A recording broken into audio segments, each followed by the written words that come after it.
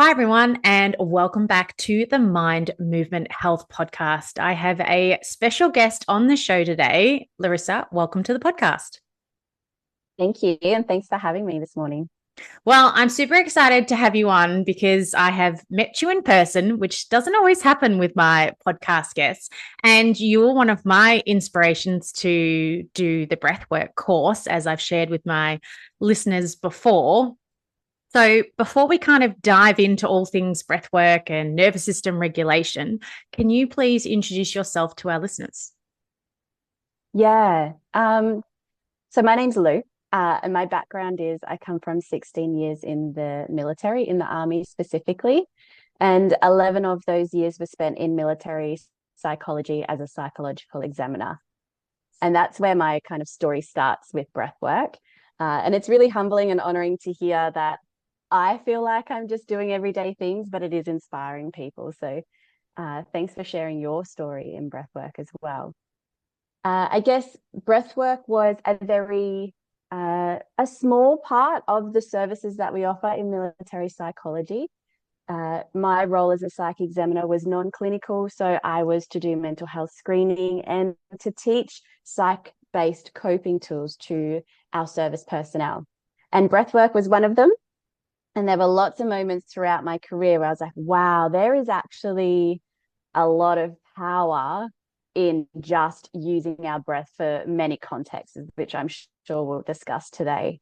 So when I decided to get out of the army, which was 5 years ago, I went to upskill myself in that particular modality.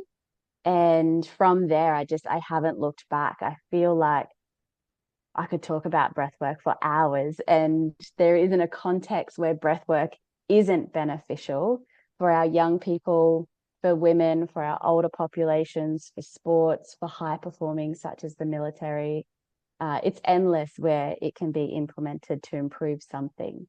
So, yeah, where I'm at now, I'm a high school teacher, as well as running my own business in complementary resilience tools, which also includes breathwork still. And yeah, I'm just seeing more and more with our young people and our families how much regulation tools are needed. Mm. And I want to go back a little bit and draw some parallels because I think a lot of people would be surprised to even hear that in, the military that they even use breath work as a tool. Like it's the breath. We can breathe in and out. It's nothing, do you know what I mean? Like super top secret or special or so to for a listener just kind of listening in, what are some of the parallels? Like, if these high elite, trained people are using it, is it still beneficial for us? And is the type of breath work they're doing really different to the type of breath work that, say, the average person, the mum trying to get through her day, needs to be doing? Yeah, absolutely. There are so many parallels, and the intentions are usually similar, but what it looks like in real life, and I guess the outcome is what varies. So in the defense force, there were multiple reasons why we would teach breath work. I think a lot of the time there were two spaces that I spent a lot of time in. Initially, it was in the regulation space of, down regulating from stresses. So a lot of our military personnel coming home from deployment or from exercise, they would have this window of integration, and we would give them the tools to make that integration more successful. And breathwork was one of them. So it was like a tool to build resilience in that space. And then towards the end of my career, we started to teach breathwork and a few other psych-based tools for the window of high performance. So how to regulate during really high stressful situations so that they could perform at their best, make the best decisions possible. And then we'd have a debrief, and that's when they'd move back into that previous window that I was talking about, the down regulation, coming back to a normal level of stress so that they can continue to function optimally. So when we look at that, there's breath work for the everyday, and then there's breath work for high performance. And when we flip that context to the everyday person, it's still the same. We still need regulation for our everyday, we would use the same breathwork tools as what I would teach the military. And then there are moments in our life where we want to perform really well, whether it's a new project, whether it's a business meeting, whether it's just trying to be the best parent possible. We need those moments of, this is going to be a higher stress situation, and I can use my breath to help me perform best in that modality. So the approaches are the same. It's the stresses that are unique that we go from there. Mm. And even though the stresses are different, our body and its reactions, when it comes to our nervous system, is it similar for someone that maybe just, working, got kids, going from one appointment to the next, having to rush to get the kids, then having a fight with their spouse?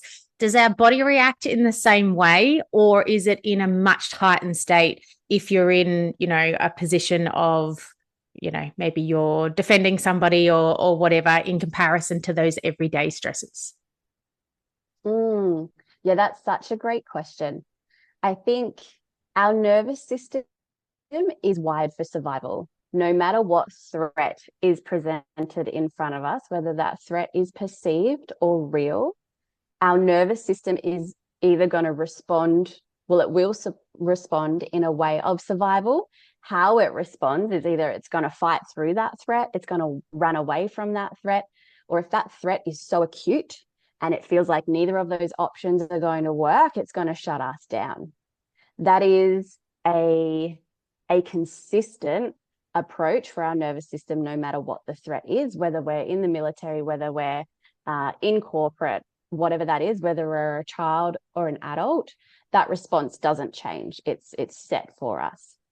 As you've already highlighted, what does change is the stressors. So obviously military, I guess your brain kind of goes straight to war. There is a real perceived life-threatening risk there. And then if you look at the everyday life, there are still, driving a car can be a life-threatening risk for some people. Meeting a dog for some people who have had bad experiences in the past can be a life-threatening presentation of a threat. So the stresses are unique, but how the body responds is not. So I think when we look deeper than that, every single human's nervous system is scanning for threat every single day. And that threat looks very different, but the response is the same. It's either it perceives threat, so it's either going to fight it, run away, or shut down, or it doesn't perceive any threat. And hopefully our hope is that then the nervous system feels safe. It's connected to the human. We can connect to others. We feel loved, good digestion, flow, creativity, all of that. So yeah, coming back, stresses are unique, but how we all respond on the everyday, no matter our context, will be the same. Well, I was just thinking some of the more extreme situations I've been in. I've been in a bus crash and I went into shock straight away after that. My husband, on the other hand, was like diving in straight away, helping people with injuries and all the rest of it. But my body just shut down. I just couldn't react. And then I think of another situation when I was out running and I got attacked. Somebody grabbed me and I went into full yelling at the person and then I ran off. So two different situations, but two situations where I did not obviously feel safe, but I reacted in the same way. But obviously the variance of the situations changed my reactions. Yeah, and your perception of the threat as well. So, the bus crash. Thank you for sharing too. So the bus crash, maybe your nervous system perceived like running or fighting my way through this is not helpful right now. And it was probably really unexpected. Yeah, I was Then asleep. with the yeah, yeah, well there you go, like totally checked out. And then for the grabbing, which is horrific, the perception of is actually I could fight my way out of this. And then when there feels like there's some space, okay, now I can run. And there's a lot of layers to how you would respond to different events.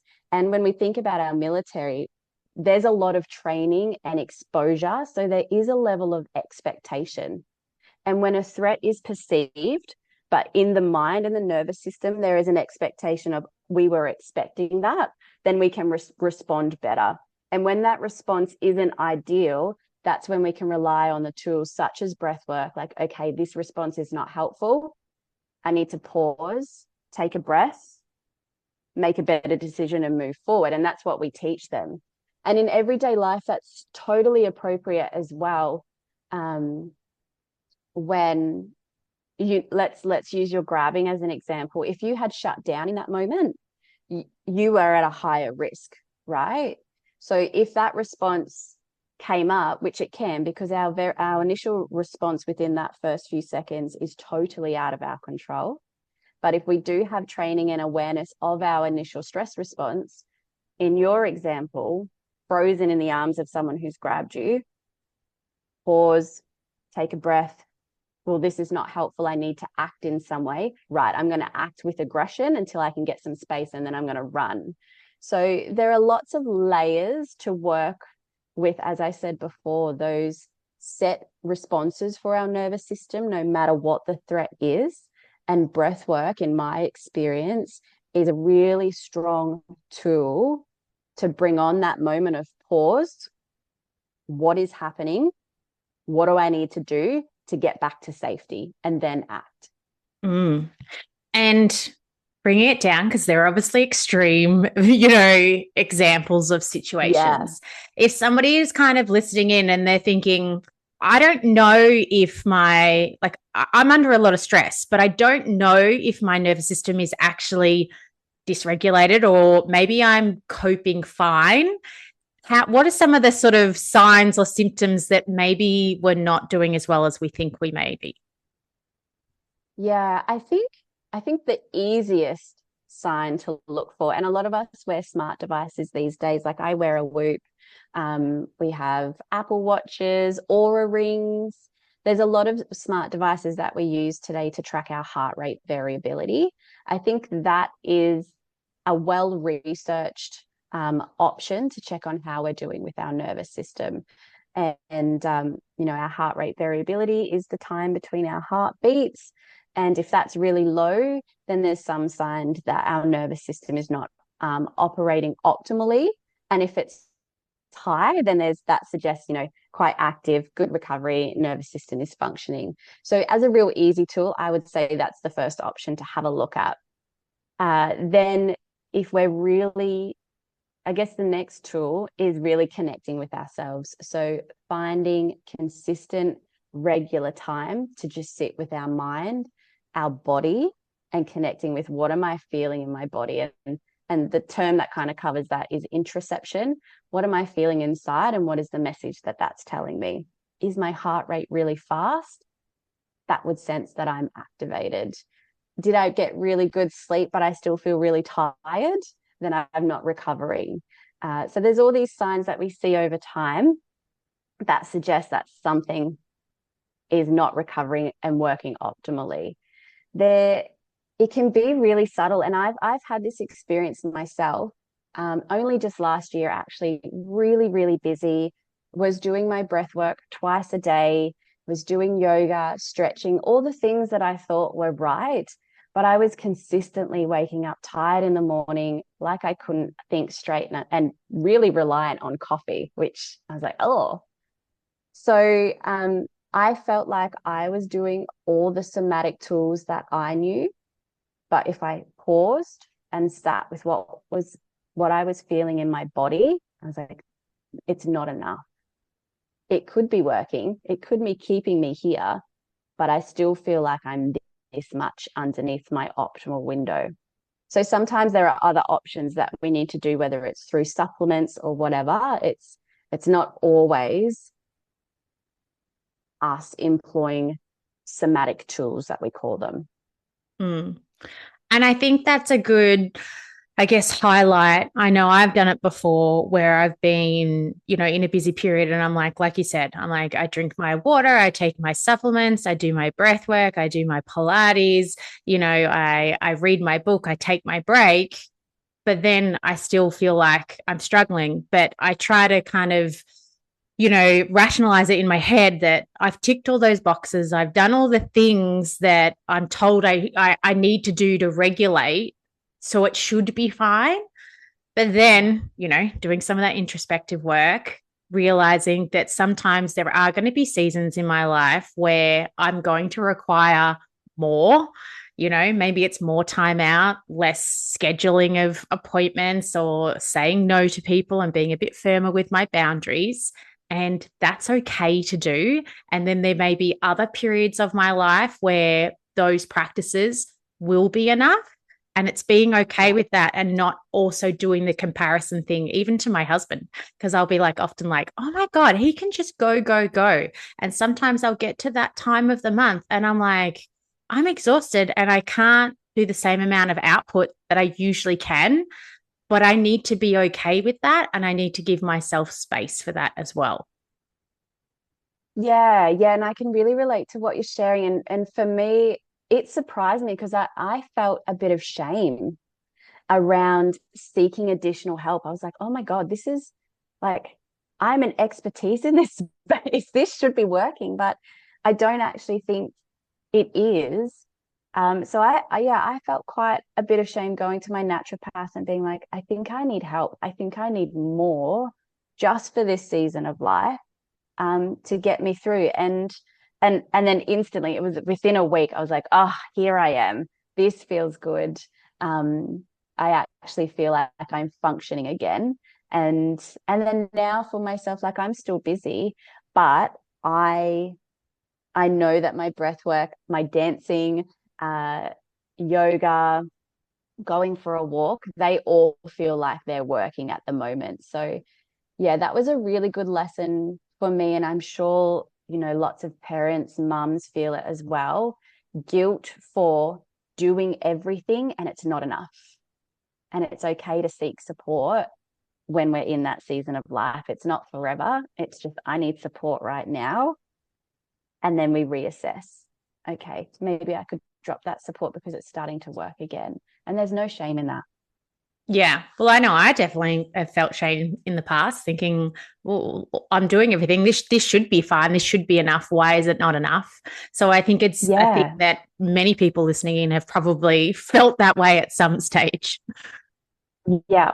Yeah. And I think the more we talk about like it's okay to ask for extra support, and that support can look very different, whether it is supplements, whether it is talking to someone, whether, as you said, it is saying no to the next booking that comes through. Yeah. Mm. And I want to segue now to move to children and teenagers because you do a lot of work with them. And I think kind of breath work and nervous system regulation is having its moment almost, and it has been for a while now. But I don't think we probably talk enough about working with kids in that area. And especially nowadays with exposure to phones and social media and all of these type of things, from what I'm hearing through with studies coming through, we really need to focus on it now more than ever because, their attention is being taken to short form videos and things like that. And the world is changing really rapidly. So, when it comes to kids, what should we be thinking about when it comes to really supporting their nervous systems? Yeah, you're right. They are. So I'm really grateful. I work with a wide spectrum of age of kids. So I'm a high school teacher Monday, Tuesday, Wednesday, and I work with 15-year-olds up to 18-year-olds. A very challenging age group to teach these regulations. Tools to teenagers are naturally resistant to seeking help and accepting help from adults. It's a season of life where they're seeking independence and they want to find pathways and learn life through their own experiences. So we'll talk about the challenges of working with that age group, through working with teenagers and really feeling that rejection of support. I was like, okay, I really need to get these tools to young people before they hit their teenage years. So in my business, I run resilience programs for girls aged between 8 and 12 years old. And it's such a great age group to work with because they're still really enthusiastic.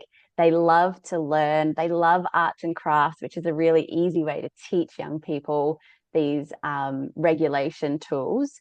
So it's a lot of fun to teach them there. And the intention is to give them a toolbox, whether they use it at that age or not, so that when they hit their teenage years, then they can pull, oh, I remember doing this. Let's give that a go. Or the parents can be like, remember when you worked with Larissa and she taught you this? Maybe now's the time that we start practicing that together. And then obviously what I'm loving is some of the girls that come to the program, they're already familiar with regulation tools. So it is happening in primary school, which is fantastic. I think the importance of teaching our young people regulation tools at the moment is, you're right, they're the most connected generation, yet they're the most disconnected. So they can't escape being connected with their friends. It's really hard to escape the negativity. They can't escape the horrible things that are happening around the world. They open their feed and it's there. And at their age, with their brain development, they shouldn't be seeing that stuff, but they are. And they're not understanding it, but it's being normalized. And then when you look at the research, they're one of the most isolated generations who feel most lonely, most depressed, and most anxious. So for me, in my work, I'm like, okay, well, I can make a ripple effect by working with them in person. And then how can I also teach the other adults, whether it's parents or other adults who work with young people, how can I teach them the tools so then they can go and model it for young people as well? And I think the gap that we need to try and focus on closing or reestablishing is that connection with being connected, the human connection, and then their connection to self. Because they are connected through their phones, through social media, but when they're in person, they're on their phones. They are disconnected. So we need to try and encourage that human connection, but then they're really avoidant of feeling anything that feels too much and unsafe in their bodies. So we need to bring those regulation tools so that they can first connect to themselves. Mm.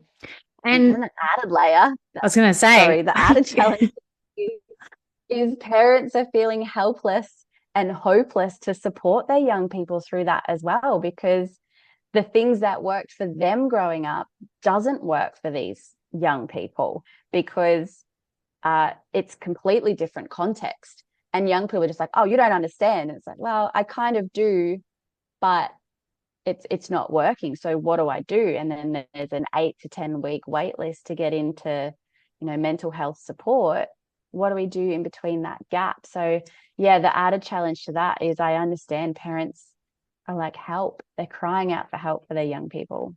And I think, being a parent myself, and my girls are 10 and 12, the landscape of, I guess, the workforce and stuff has changed. You generally now, with the cost of living rising, both parents are working full time. So they're not either at home as much, or they're not able to be as present as much with their kids sometimes, because there's not the stay-at-home parent like there used to be once upon a time, or just the part-time working parent.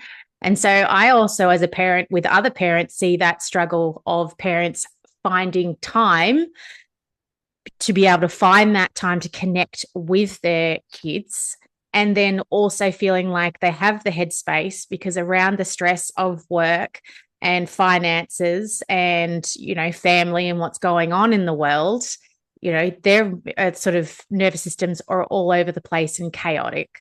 So I think there's also been a change in that as well. And then that can kind of create struggles within that sort of family dynamic as well.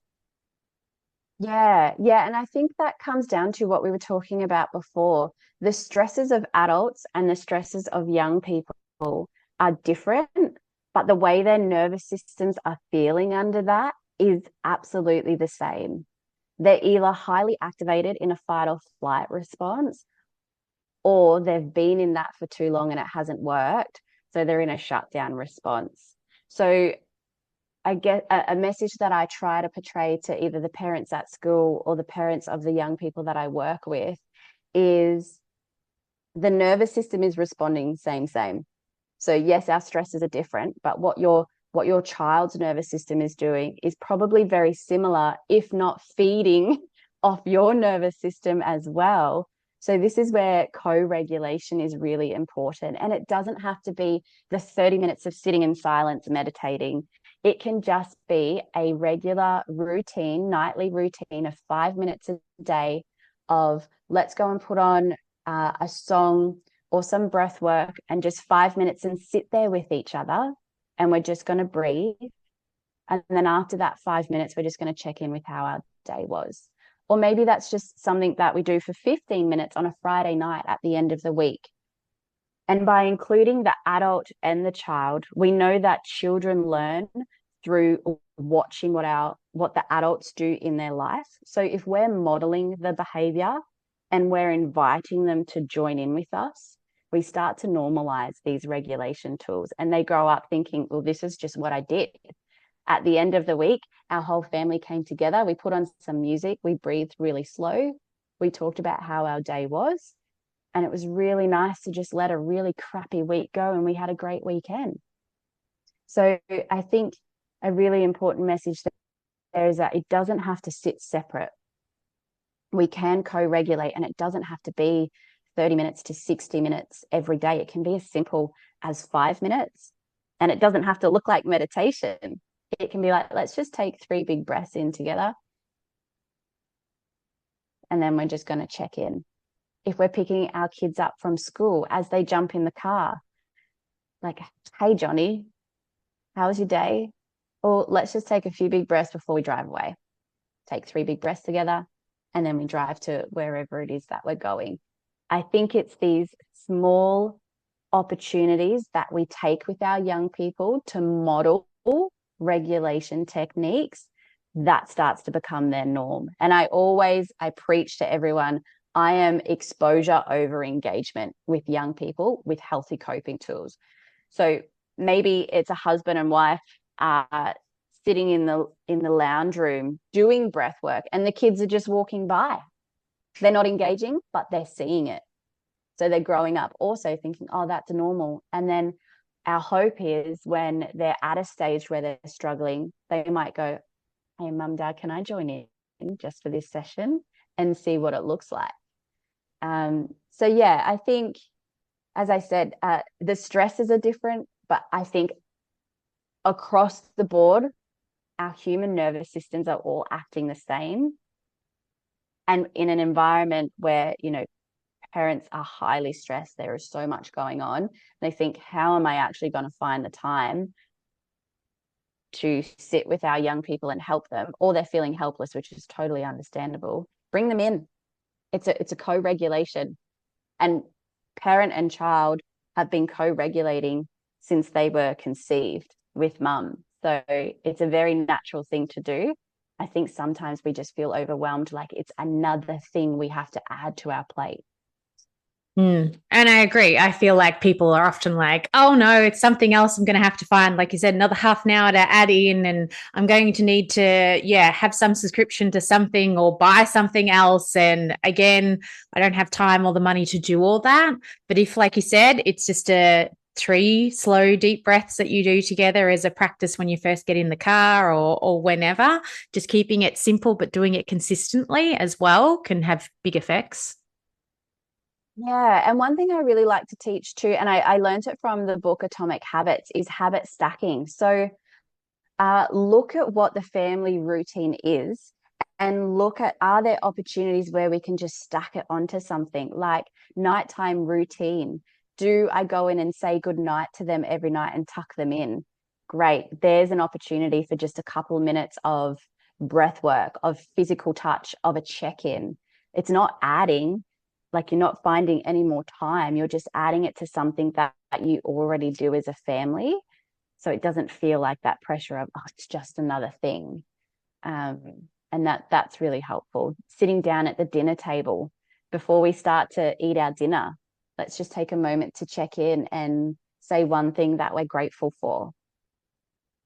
Yeah. And when it comes to these types of practices, how long does it take for them to start to help? Do some people see like within a day or two they see differences, or is it going to be a matter of weeks and months?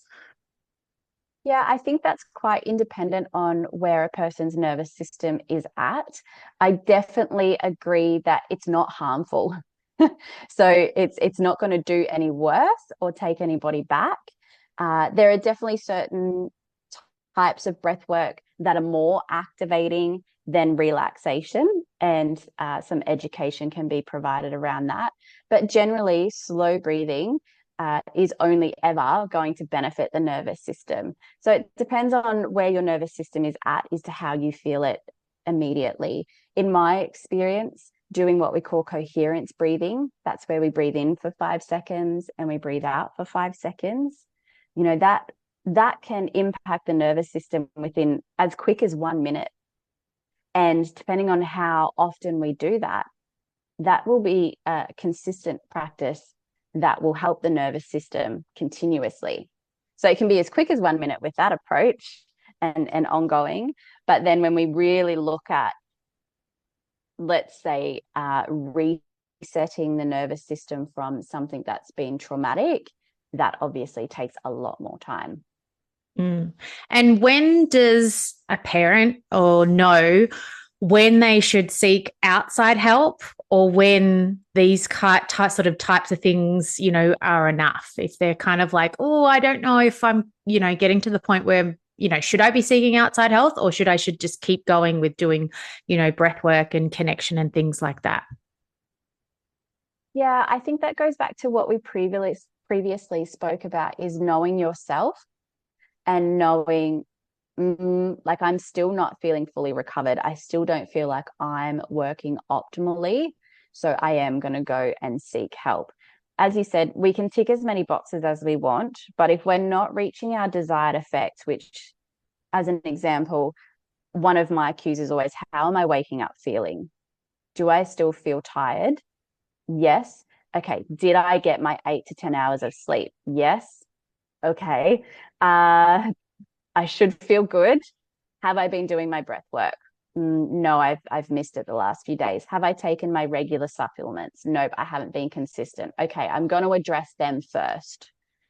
Then let's say in a week or two, I've been really consistent and I'm still feeling tired.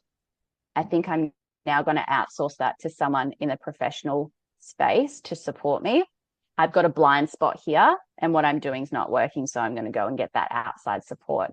And it's the same with children as well. We can tick a few boxes like, okay, let's try that. Have they applied it? Have they been consistent? No. Do I feel like they're listening to me and they're doing it? Yes or no? Let's bring an outside person in. And I definitely am a strong believer in having an outside community who supports your family's morals, values, and how you want your young person to grow up. Because as I said before, they reach an age where they stop listening to their parents, and they start really heavily relying on what their peers are doing and their peers' opinions. And if they're not positive, then we'd hope that they're connected with different community groups that are, so that they've got that voice of reason. And you can take that step back and be like, okay, I'm just a support person now. If something goes wrong, I'm here, but I know that you're supported by trusted adults elsewhere. And I think that's a really great point. I think in some aspects, we've lost that connection to community. People, go to work, come home, they don't talk to their neighbors as much as they used to anymore, or, they're not shopping as locally. You can just go to one, stop shop with going to the supermarket and never run into anybody that you even know there, or strike up conversations with. The checkout are now just, machines rather than actual people. So I think that aspect of community is maybe one area that we've lost over time, and now may be a great time to start to reach back out and build up some of those connections. Yeah. And if that feels like, oh, that's just another thing, then at least having a conversation with your young people. And I think this terminology is emerging. I'd love you to quote me and come back in 2 years' time and be like, it is a thing, is having that one trusted adult outside of the family dynamic for our young people. And that being a real honest conversation with the young person, especially when they get into their teens, is right. You are going to start to engage with risky behavior. And I know that sometimes you might feel a bit scared to come to us out of fear of getting in trouble. So what I want you to name someone who you feel safe going to, and that person is your one trusted adult outside of us. And it's not that they have to tell us what's going on, but as long as you have someone who we trust and you trust that you can go to. And, they've got their own opinions of regulation tools as well. So it's just another safe adult outside of a family dynamic who our young people can go to for support. And I think with the reality of our everyday life at the moment, I think that is a good bridge into our communities, whether it's a sporting community, a religious community, just a social catch-up community. If we can at least have that bridge of one trusted adult for now, then once our lives start settling down, which I think we're on that trajectory, I think we're swinging back to a better work-life balance, then that's when I think we're really going to start connecting with community again. Mm. Well, I love that idea because, as you said, when teenagers hit that point, they're like, I don't want to talk to my parents. I don't want to tell my parents about that.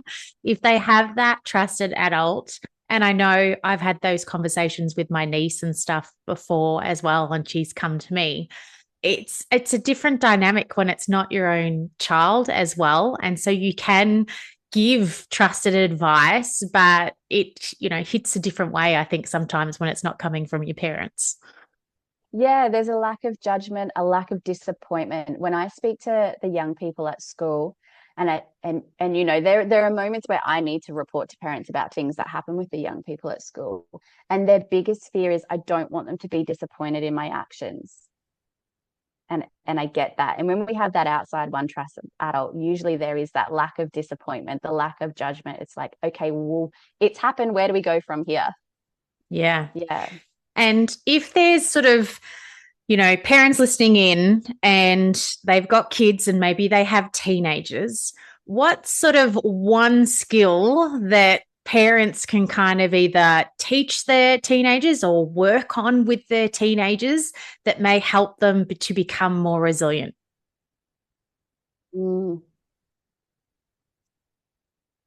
I have two. That's Can all I have right. two? Yeah, sure. Yeah. The first one is pause. Teaching them how to pause.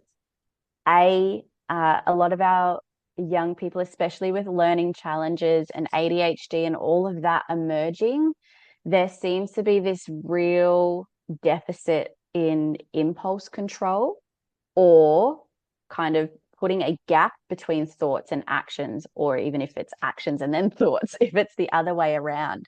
So I think a real beneficial tool there is to teach our young people how to pause, take a breath, then act. And that is a tool that can be applied to all contexts. The next tool that I think is really, really important is to teach our young people a nighttime routine. A nighttime routine that consists of some form of regulation tool where they're processing the day, they're actively letting go of the day so they can get solid sleep and they can move on with the following day. And that nighttime routine is going to set them up for life of applying different tools. Okay, for the last year, I've been doing breath work before bed. I'm feeling like I need a little bit more. So I'm going to add stretching before my breath work, and then I'm going to do breath work. But if we can teach them a nighttime routine that doesn't include their phones, then we're setting them up for a lifetime of success. And we do that with them when they're little, don't we? We have a bedtime routine, maybe it's a bath and then you read a book and, we have that. And then as they get older, we just leave them to it. And we're the same as adults too, aren't we? So I think, yeah, it's solid advice. We do it when they're younger. It's just trying to find that routine that's going to work for them as they get a bit older. Yeah, and I think it's such a challenge with parenting young people as they grow old, because they're seeking that independence, and we want to give them that freedom, and we want them to feel like their voice is being heard. So that's when we do fall into that bit of a trap of like, okay, well, you can just go and do your thing after we've eaten dinner. It's your time, you do what you like. Uh, but their brains are not developed enough for them to be disciplined, to want to do things that are actually going to support them. They're influenced by peer pressure. You know, they are equally as influenced as us to want to just numb out and scroll or just go to bed because they're exhausted. So I think the real challenge is continuing that parenting of, yes, you have a voice. I know you want to take your phone into the room after 9 p.m., but I'm just going to stand firm on that boundary. And you can hate me for it. That's okay. But it's good long term for you. And that's my boundary. Happy to hear your opinion. Happy to hear how we can negotiate that. But I'm just going to stand firm in that. I'm in agreement with that anyway. Our girls don't have Yeah. phones yet, but they're not allowed to have their devices in their bedroom. And, they have a bedtime routine where if they even are watching TV and stuff in the evening, they make sure that it's turned off at least, half an hour, 45 minutes before bed. They brush their teeth, they read a book, or they can do some breathing or journaling, but they know that that's what the routine is, that we're not watching screens right up to that point of turning out the light, just because we know too that you need that time to just decompress and take time out for your brain, which will get harder and harder to do as they get older. But yes, we will definitely be trying to stand as firm as we can. Yeah. And I think a really easy way to do that is we're doing this as a family, like family rules, family agreements. Sit down and have a conversation of, oh, I've noticed as a family we've started to creep into this, and I've been doing it myself. I've noticed so and so's been doing it. So we're just going to check in as a family. We need to readjust a bit. Happy to hear your voice. What can we do at night? Yeah, I think again, it comes back to modeling and including them. And having those open discussions and communication, not just being like, well, this is what I say, too bad. And taking your phone off you. Oh, Yes, I'm sure we'll have a few yeah. of those as my girls get older. Yeah. But consistency is key, right? Consistency and having their voice heard, but still balancing that I'm still your parent. And although you might not see it, I can see that this is in your best interest for long term. Mm. And before we sort of wrap up, I always love to ask my guests that if there is one piece of advice that after listening to this podcast, our listeners could go off and instigate straight away, what would it be?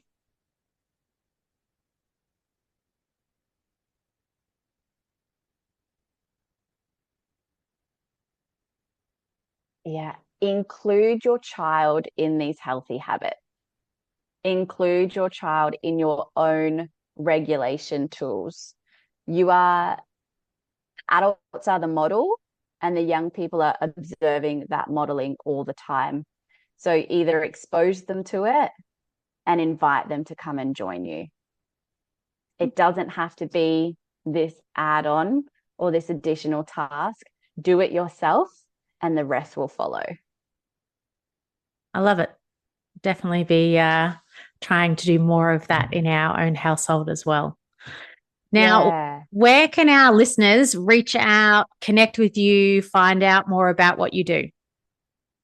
Yeah, so my business is Evolve by Choice. I've got my website, obviously. I'm very active on Instagram. I am on Facebook, uh, and I operate mostly in the Brisbane region in Queensland. Yeah, I'm excited. I love to have a chat. I could talk for hours about it. Yeah, love to have a chat, give some tools, especially around parenting and helping young people. So yeah, please reach out if you've got any questions. Amazing. Well, I'll link up your website, Instagram details, and everything in the show notes. So listeners, head across there for all those links. But otherwise, thank you so much for coming on the podcast today. It's been wonderful having you on. And I think, this information is so important, and just getting it out to as many people as we can to help as many people as we can is amazing. So thanks for all the work that you do too. Yeah, thanks for having me on and for allowing the conversation to happen.